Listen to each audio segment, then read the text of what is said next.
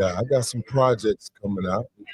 Yeah. All right, we're live again with Reynaldo Moorer. Am I saying your last name right? Moorer? Absolutely. Oh, fantastic. He came on yesterday. He's tell us a little bit about your brand again with the coffee. Again, my name is Reynaldo Moorer, owner, CEO of Mejor Café, Puedes, Comprar. The best coffee you can buy, see in a cafe. It's 100% pure, all natural, no additives, preservatives, or chemicals. We use a classic collection. Every single bean is selected by hand. We cultivate our product at over 1,700 meters above sea level in the coffee axis in Colombia, and our product is an indigenous product of Colombia. No additives, preservatives, or chemicals. Essentially, it's the highest quality product in the world. Considered a specialty coffee in the world of coffee. Fantastic. And I love that. I'm a big coffee guy.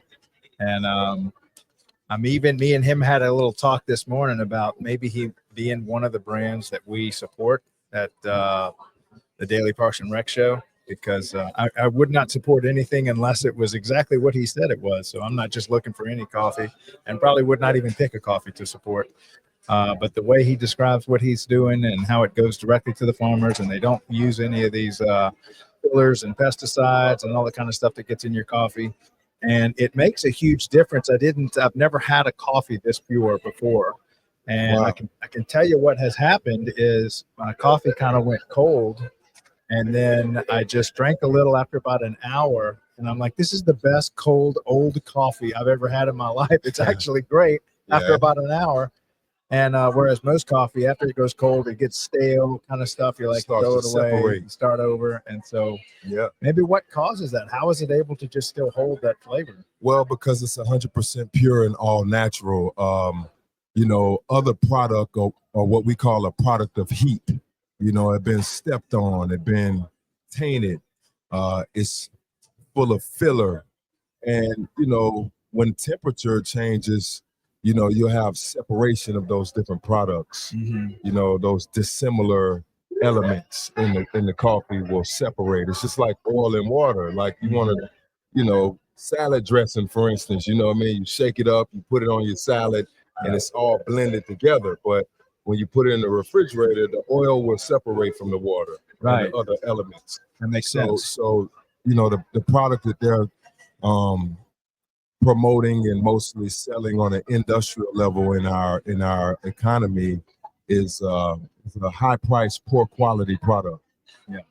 And those types of things will tell on the product, right? Like, let me let it sit out. It's just like a fast food burger. Let's sit it on the table and see how long it takes to decompose. Right. Any food product is going to tell on itself, over time, temperature, all those different process variables that we can measure. And so if you keep it more pure and it's in its natural state, like you are, you're saying that it binds to itself to the water. If it's a good pure water, it's a good pure coffee, it binds itself and it just stays that way indefinitely, or what's the time frame? Yeah, so the water chemistry is a very big part of the experience. The concept of the best water. Well, what is the best water? Is it water that's been completely filtered and stripped of all minerals? It doesn't have a taste. The coffee doesn't have any elements to bond to. So what we have in water chemistry with the coffee is ionic bonds, covalent bonding with all those other elements in the water. So you want a water that's natural. You're looking at a couple of different elements in the water that we can measure. Based on the particular geographic makeup of that area you come from. Like in Alabama and Birmingham, we have huge limestone deposits. So so that plays a part in your water chemistry, and it's just making sure that you have a balance, not only to provide the best taste, but also to protect your equipment. Yeah. So what coffee do y'all use? What water do y'all use? We use the city water, but we have a filtration system in place. Do y'all remineralize it, or do you use it? No, we don't. It doesn't need to be remineralized. It just needs filtration for particulates. You know what I Okay. mean? The limestone and other elements of earth that may get caught in the system. Right. Yeah. Now, where did you learn about all the stuff as far as where's this passion come from? Man, Got so you into that. okay, so I have a degree in petroleum technology. I'm considered a subject matter expert in crude oil production. So my background is one that teaches me about all the process variables, pressure, temperature, level, flow, et cetera, different valves, different type of um, uh, vessels and things that we use to process crude oil.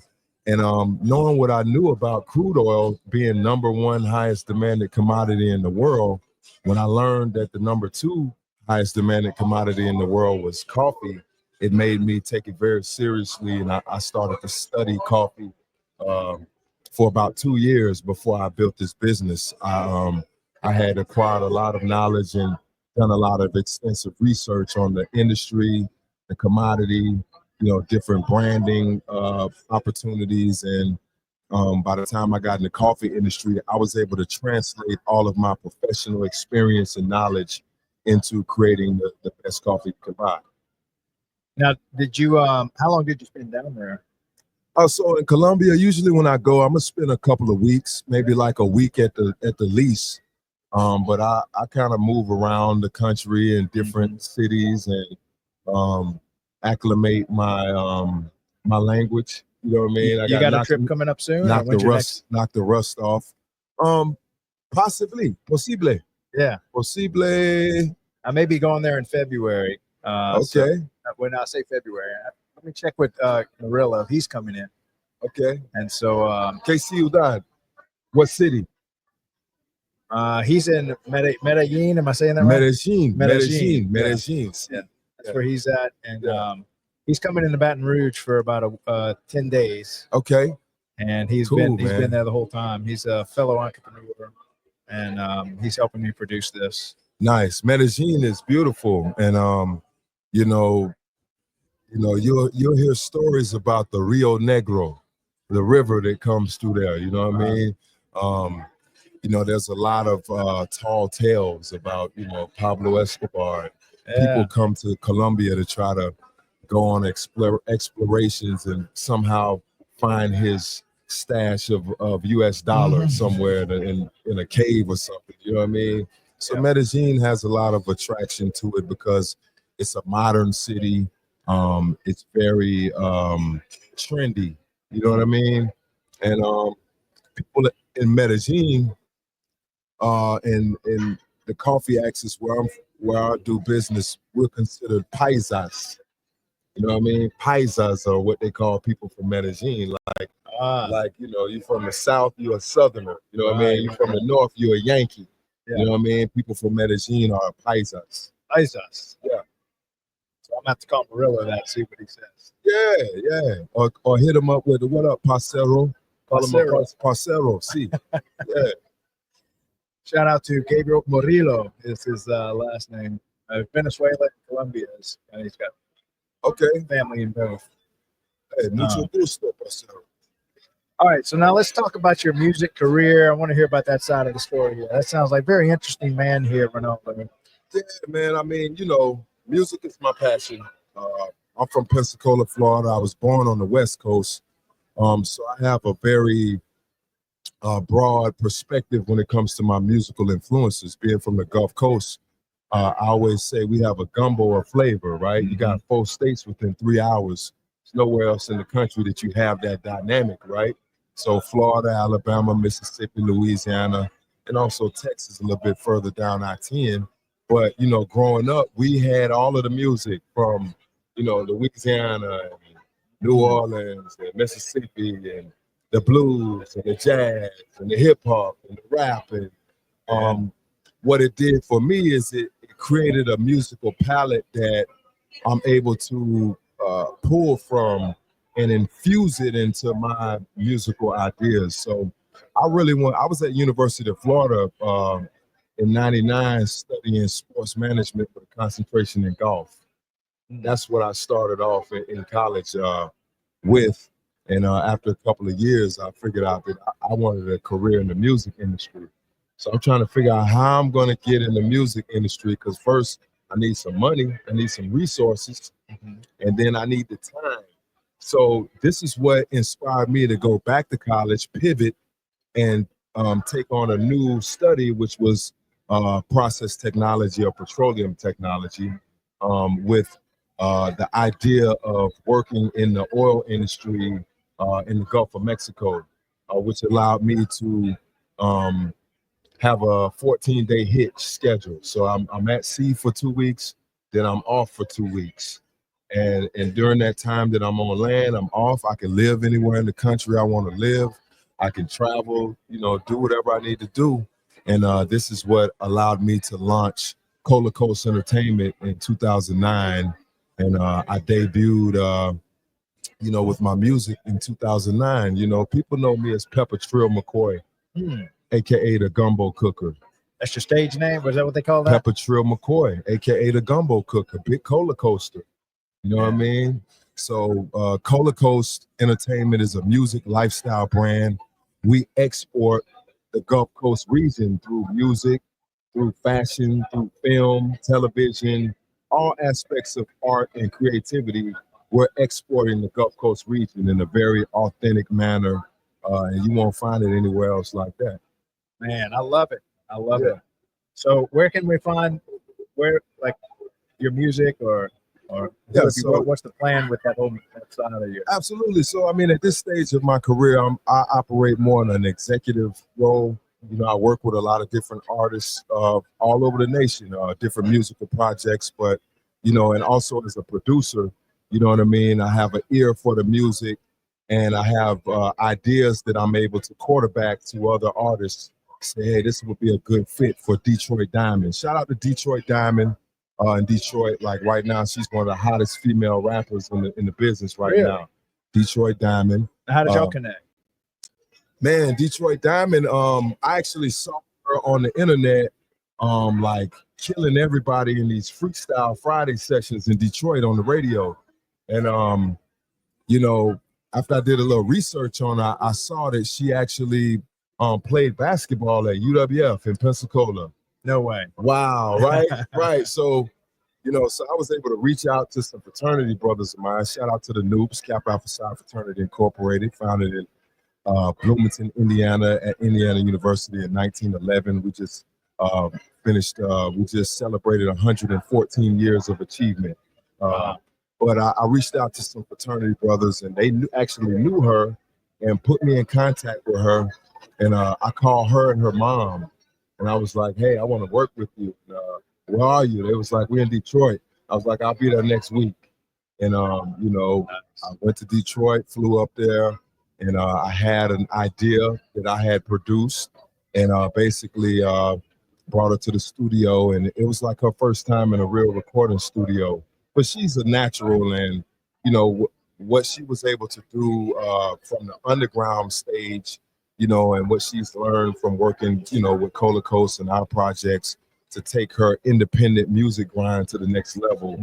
And she's done just that. And now she's on television and reality TV shows and doing very well with her music. So. And do you have a recording studio, or what do you do for that? So actually, man, I'm a mobile guy. Like I'm like you, like I can record, I can make music in any environment based on the knowledge that I have. I don't have to have $1 million recording studio to make a hit record that has the top quality. I'm the one who has the studio in my trunk. You know what I mean? And I get a call, and I'll pull up with the whole studio and turn the hotel room into a studio, turn the house into a studio. Nice. But I've worked with different studios and engineers all over the nation and also out of the country. So you just learn so much. There's plenty of ways to skin a cat, man. Yeah, I might be interested in making a recording studio in New Orleans. Absolutely. All this production equipment, I'm familiar with it. You know what I mean? The faders, the mixers, and these Rode mics are top of the line. Shout out to Rode, man. Y'all need to cut the check. Yeah, Yeah. yeah, definitely. They have a great product. We don't have a deal with them yet, but maybe we will one day. Hmm. Yeah. So you ever in New Orleans or? Absolutely, man. So actually, my wife is from Louisiana. You know, shout out to everybody in St. Francisville, Louisiana, West Feliciana. Love it. You know, I come up in Baton Rouge. That's like a second home to me. So Me New too. Orleans has always been like a second home, the honeycomb hideout. You Yeah. know what I mean? So I'm there several times a year, whether it's for Mardi Gras, whether it's for different conventions that we have.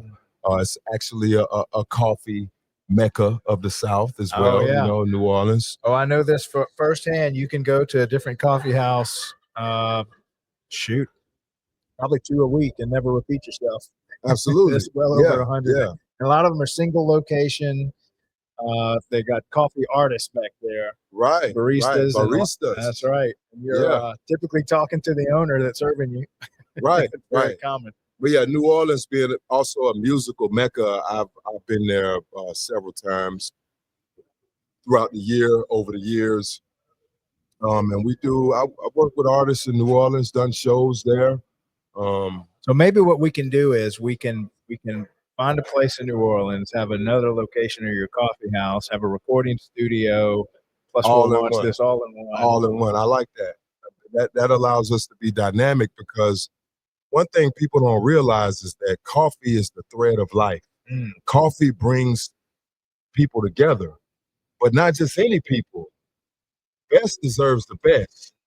So the most intelligent people, they want the best, right? They know right. better than to drink the coffee with the chemicals and the pesticides and the herbicides and all the harmful toxins. People who are intelligent, they know better than that. Mm, So they're seeking the highest quality product. They're more conscious about how they spend their dollar and what they put into their bodies, what they consume. mm. So you're looking, the target market, we're looking at students, essential workers, entrepreneurs, you know what I mean, business people, family, and friends alike. But having that in place as the centerpiece, you're gonna meet people from all different walks of life, Yeah. musicians, business people, that traffic is gonna just flow naturally. So you'll be able to interview people on your podcast spontaneously, like celebrities will walk in the coffee shop. Hey, you mind on doing an interview right here? There we go. There you go. Yeah, I can see something happening this year in New Orleans. We're gonna be doing something special, y'all. Stay Yeah. tuned. Shout out to everybody in the NO. You know what I mean? There's so many to name, so don't trip if I don't drop your name. But shout out to everybody in New Orleans, Louisiana, from the East Bank to the West Bank, uptown, downtown, and all around, man. Every ward, every section, from me to you, Cola Coast Entertainment. That's right. Same thing here. Shout out to Larry Barbarino. He is the Parks and Rec director, one of them. Okay. And he'll be coming on the show as soon as I can land this plane here. This flying all over, so I'm planning on holding still for. After this, we got the Mississippi Parks and Rec coming up in Natchez, Mississippi. That's just a few weeks, Natchez. and then I'll be Man. kind of looking to seeing what we can do in New Orleans. It's going to be special, so maybe we get you involved in that. Awesome, man. I mean, the movement is just continuing to expand from the Gulf Coast to Louisiana to now Alabama. You know what I mean? I'm doing some work with Birmingham, UAB, and also the city of Bessemer, man. Shout out to the city of Bessemer, Alabama, Parks and Recreation. Makita Smith is doing an excellent job over there.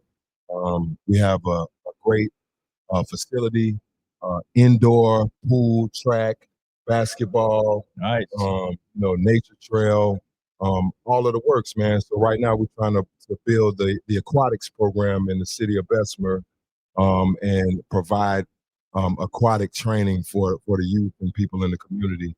And we're very big on our seniors, providing the aquatic aerobics for our seniors to live a longer, higher quality life. Yeah, love it. Love the work these Parks and Rec people are doing. That's one of the reasons I started the Daily Park and Rec Show, is really just to highlight what they're doing in our communities. If you want to make a difference in your community, I can't think of a better place for you to put your career than Parks and Recreation. These people have been making our cities beautiful, talk about diverse. I mean, they serve everyone in the community. The old people, they connect grandparents with grandkids. They have Absolutely. birthday parties, weddings, Everything. proposals, you name it. It's happening so much in your park system. Yeah. And you get to do this for a career. Right. And these have now, the parks and recreation rec centers have become the social hub of these Absolutely. communities. Oh, Yeah. yeah. Well, and the parks have been social hubs already forever, Right. but now the community centers that are coming together, Right. especially as we're starting to look more for quality of life, because now many of us are working from home. So, there was a time where you would get up, go to work, you'd have work people, that kind of stuff. You'd have interaction, you'd get out, you'd get dressed and stuff. But working Right. from home, you can be stuck in the same four walls Yeah, for man. weeks. That's And what it's all about. It's all about movement. that's You know it. what I mean? Movement. Wherever you are, keep moving. Yes. Keep moving. Keep, that kinetic energy. Keep that energy flowing. You know Yeah. what I mean? Movement's a sign of life. So There you if you're go. not moving, that's a sign of death. It's a sign True. you're dead or True. dying. So yeah, love what all the Parks and Rec people are doing. Shout out to any college kid out there, any high school kid that's looking for a career path. We're right after this, we're going to have a couple of professors and some students that are here at the convention come and talk about their choice to pick Parks and Rec as a career path. Professors' choice to teach on this. So we're going to have a couple of professors here at the University of Auburn. Nice. Because we really want to change this. Right now, Parks and Recreation is a degree or career path that you discover. Mhm. It's not one that's known as a degree that you pursue from high school forward. So we want to change that. Yeah. This is what you would call a discovery major. And so what does that mean? It means you try it out for pre-med on year one and you're like, this is just not for me. I know my dad's a doctor, but I'm just not him. And Yeah. so then you're like, you kind of lost for a little bit. You go to your guidance counselor and they start Xing off all the things you shouldn't be. Right. Typically what's left is Parks and Rec. Have you considered Parks and Recreation? And this is a lot of times the first time this 19, 20-year-old is hearing, Right. wait, there's a degree in Parks and Rec. Yeah, we happen to have a whole college dedicated to this. Absolutely. And so we want to change this, and that this is one of the missions of the Daily Parks and Rec show is to take this Parks and Rec degree community out of what's oddly enough it's obscure when it comes to the high school mind. Yeah. Whereas you think of engineering, law, medicine, these are all the well-known in the heads of your high school kid.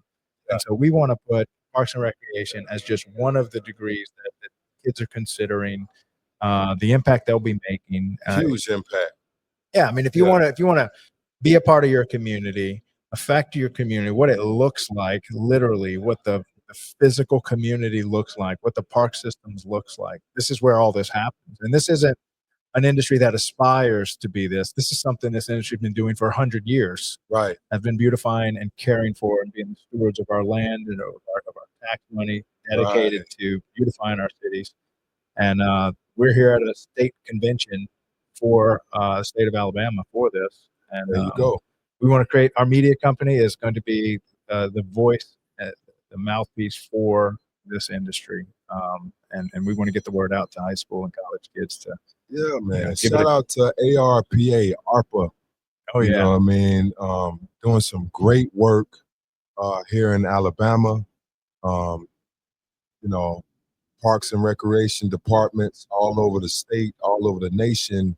Is such a strong network of people that have so many different skill sets that go into building, maintaining a park or a recreation facility. You know what I mean? Like even what I learned in my degree path, which is process technology.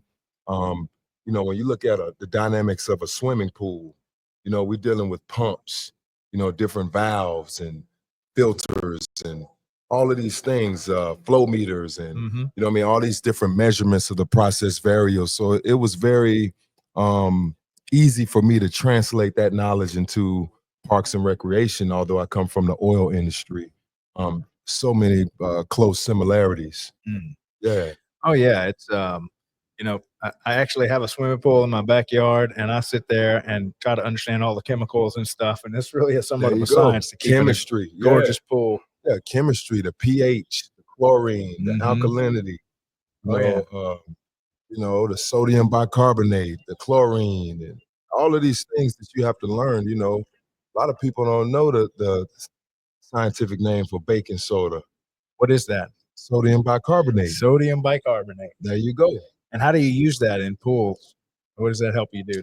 Well, the sodium bicarbonate actually helps to neutralize some of the balance, the acidity in the pool. Um, you ever seen the experiment the kids do in class where they create a bomb, they create a volcano? Oh yeah, that's yeah. what is it? Vinegar and baking soda?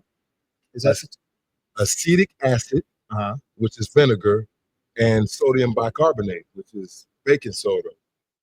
And those two make the eruption on the little volcano. There you go. 4-H and stuff. I saw that when I was in 4th grade.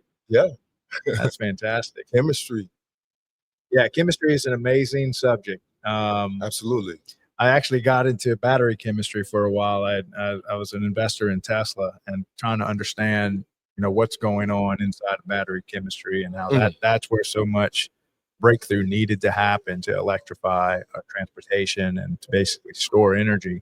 Without a good battery that could be mass produced, you just weren't getting off this.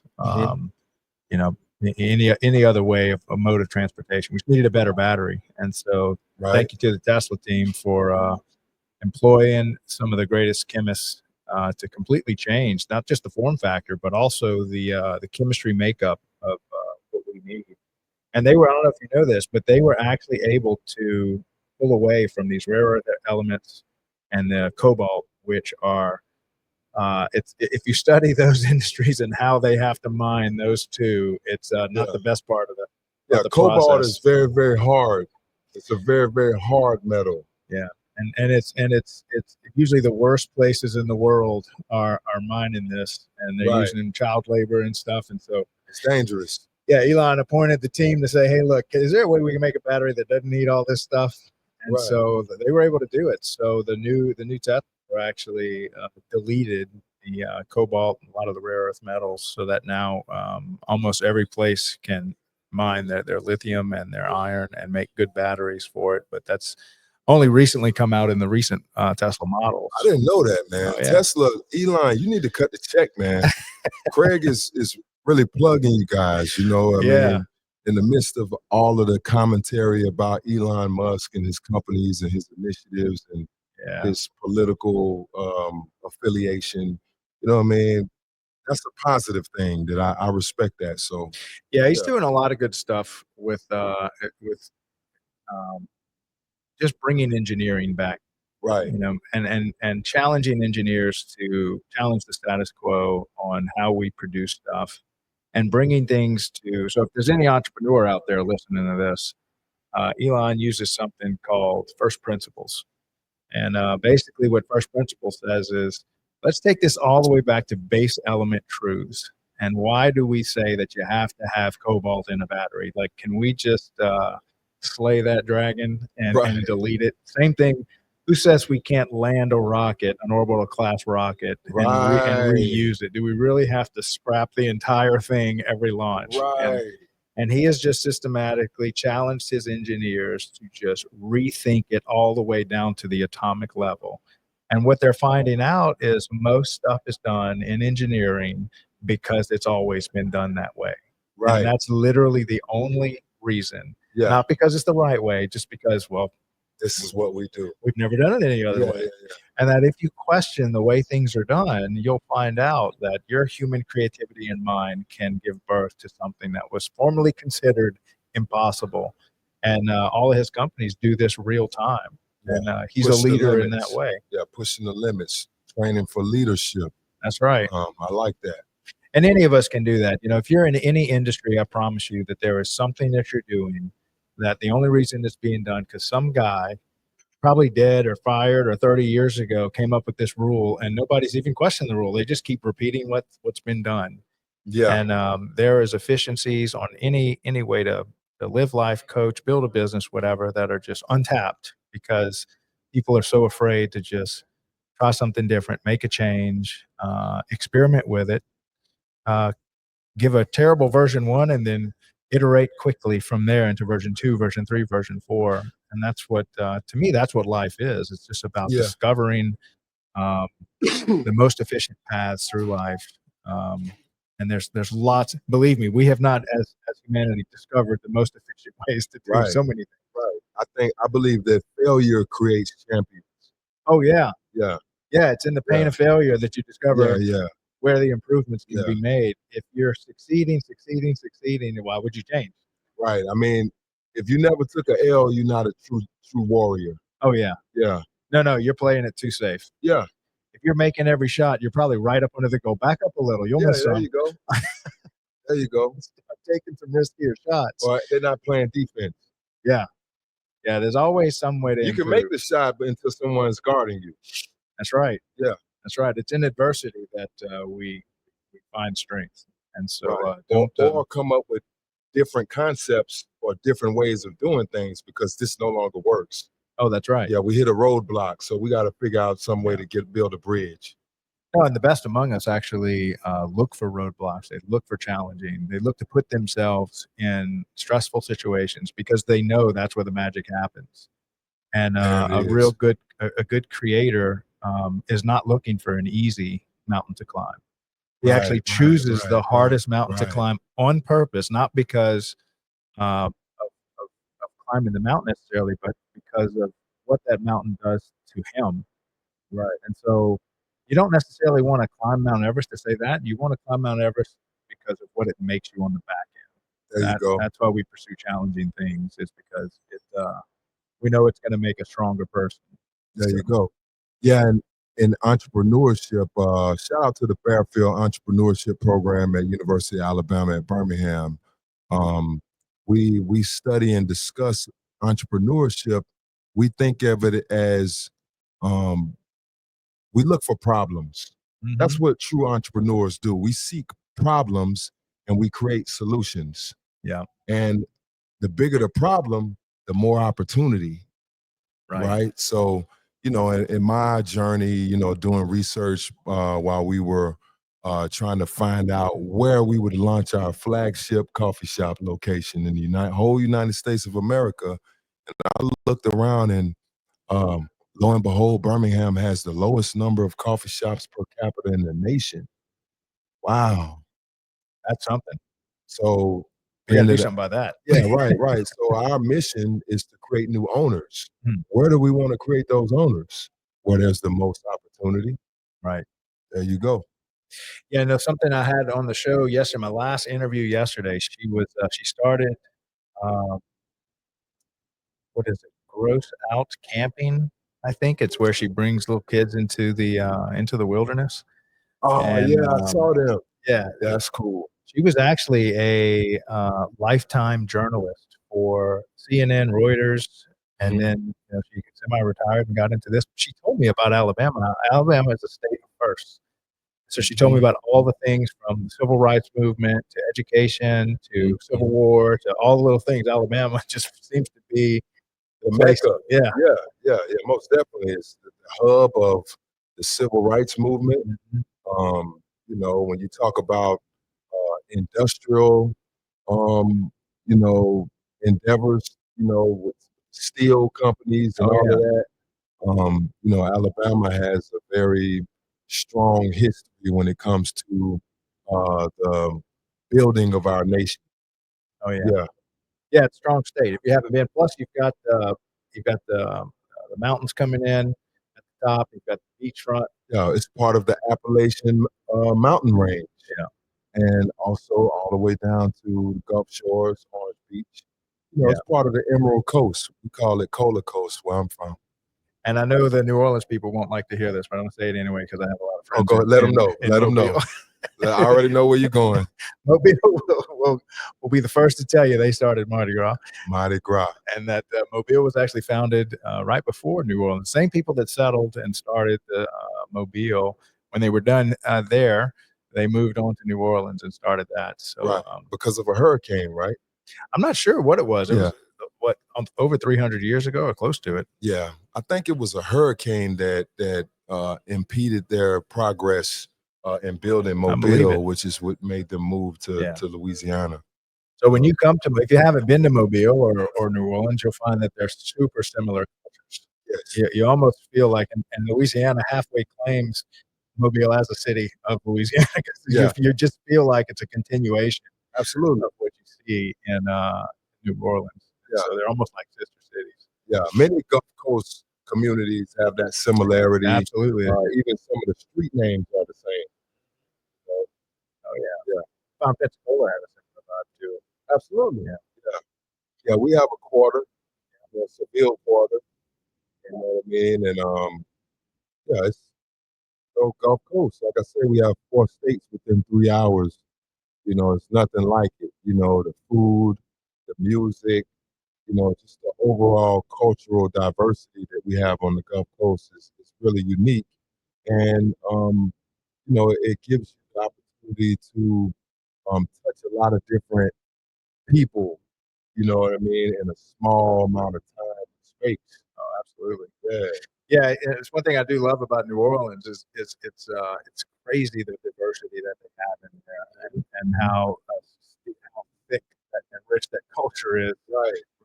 And it's just from the French to the Spanish, the Creole, the Americans, African Americans, the music culture, the culinary culture. It's insane. Man. And it's a walled city, so much like you would see like the old European cities that were surrounded by this massive wall, and so it was high density. When New Orleans is walled by levees because we've got lakes and swamps and rivers that you just can't grow anymore. So right. Below sea level. Yeah, super dense. Yeah, man. So so here at Auburn, I can just say, like, since I've been here, the hospitality and the customer service has been phenomenal. Oh yeah. Everywhere I've gone since I've been here in Auburn, Alabama, here at the university, but even out at the restaurants, man, the service was just phenomenal. Yes, that Southern hospitality, man. Yeah, it kicked. I think if you don't have it, you won't stay open long. That's true. It's just got some hard clients when it comes to opening a restaurant in the South. The bar is set high, not just on the food quality, but on the customer service. And so you got to get them both right. Otherwise, you'll end up filing for bankruptcy. That's key, man. Got to have good food, good service. You come to expect it around here. It's just required for serving food to Southerners. Yeah. Right. Well, look, man, I love having you back on the show. I want to see. I think we're going to find a way to collaborate on representing his brand, making sure that's part of the Daily Parks and Rec show. So hopefully we can make it to where you'll be able to buy his coffee through the Daily Parks and Rec show, and it's a brand that we want to support, and one that I believe in, and how he sources it, and how it all goes back to the farmer. A lot of it does, and it's no chemicals, pure product. It's kind of the ethos that we want to represent here at the Daily Parks and Rec show. Yes, sir. Y'all can find us at thebestcoffeeyoucanbuy.com.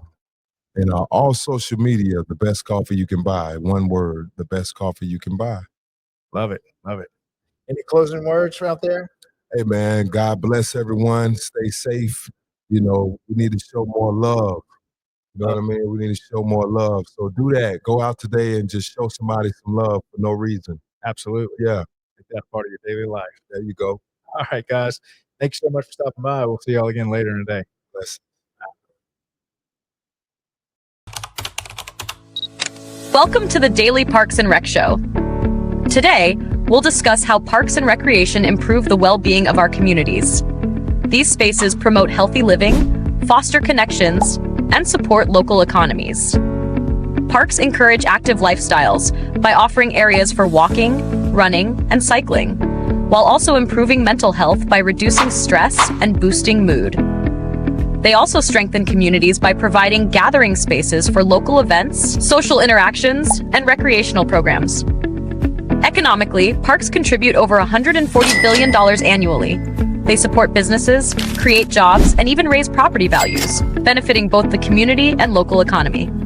Parks are accessible to everyone, with inclusive programs for all ages and abilities, ensuring everyone can enjoy these spaces. You can help support parks by volunteering, donating, or simply visiting. Every action ensures parks thrive for future generations. Thank you for watching the Daily Parks and Rec Show. Follow us for more insights on how parks enhance our communities.